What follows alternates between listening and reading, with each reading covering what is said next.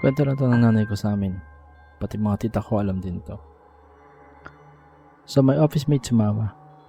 Nag-renovate ng bahay as inaganda na niya.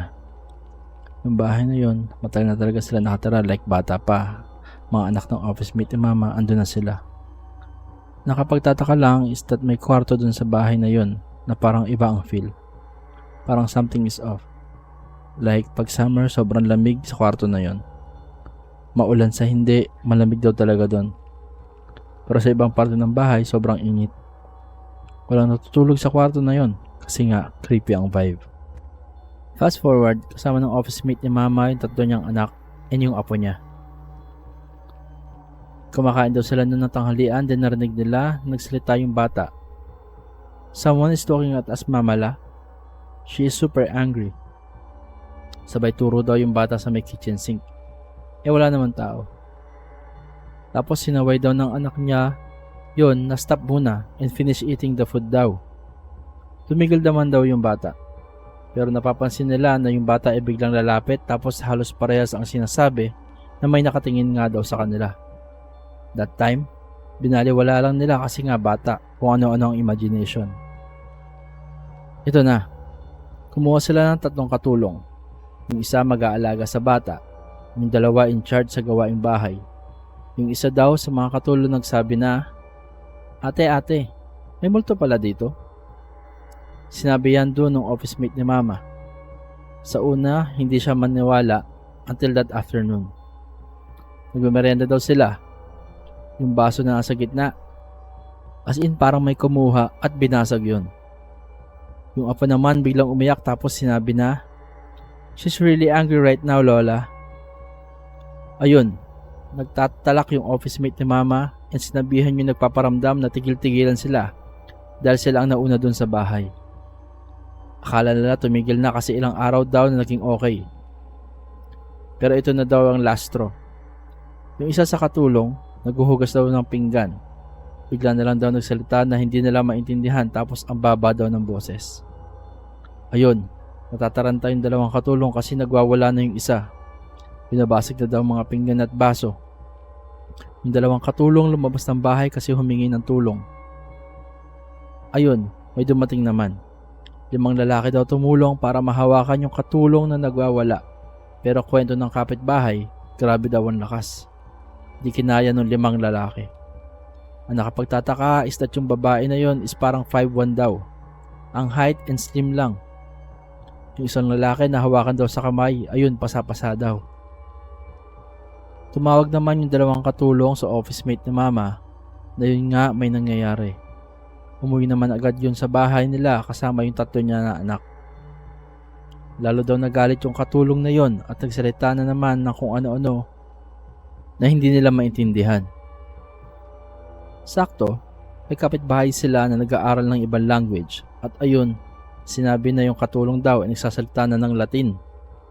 Tumawag na sila ng albularyo and dun, confirmed na nasaniban. Sabi ng albularyo gusto kunin yung bahay.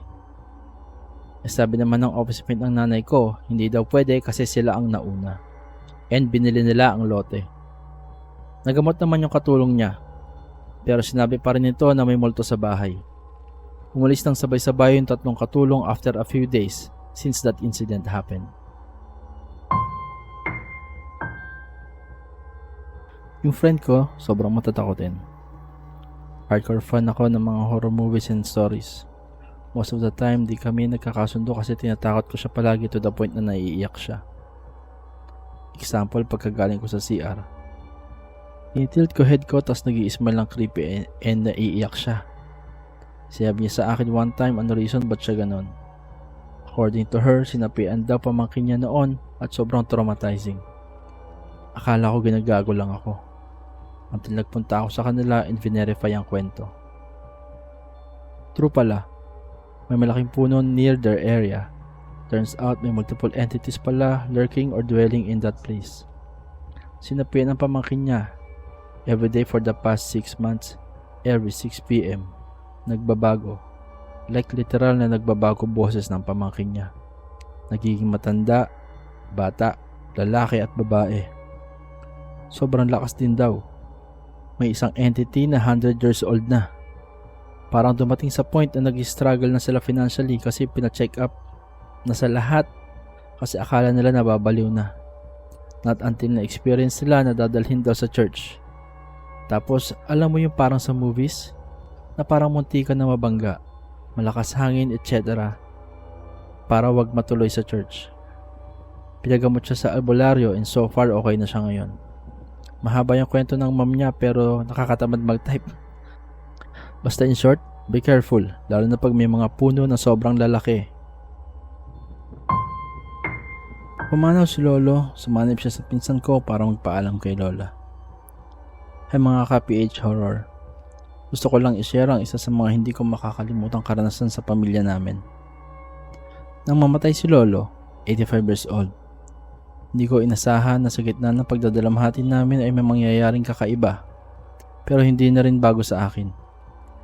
Bata pa lang ako ay naging parte na ng buhay namin ang mga insidente ng sanib, kung saan ang mga pumanaw naming mahal sa buhay ay sumasanib sa katawan ng isang kamag-anak para may pag-usap sa mga naiwan.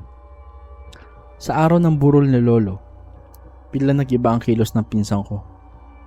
Tumayo siya, lumapit kay Lola at niyakap siya ng mahigpit. Sa boses ni Lolo, alam naming siya talaga.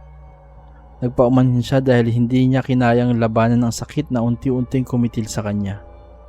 Iyak si Lola habang pinapakinggan siya. Pero ang pinaka hindi ko malilimutan ay ang huling sinabi niya bago siya umalis sa katawan ng pinsan ko. Minamahal pa rin kita. Grabe. Lahat kami napaiyak. Hindi ito unang beses na may ganito nangyari sa pamilya namin. Pero ibang klase ang bigat at lambing ng gabing iyon. Hanggang ngayon, dalang-dala ko pa rin. Naniniwala rin ba kayo sa mga ganitong karanasan? Edit. After 3 years, namatay na din si Lola. Bago siya namatay ay sinabi ng doktor na may signs of depression siya. Hanggang lumala din yung sakit niya sa puso.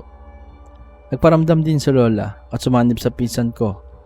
At nagsorry siya kasi hindi rin niya nakayanan at madami rin siyang habilin sa mga anak niya.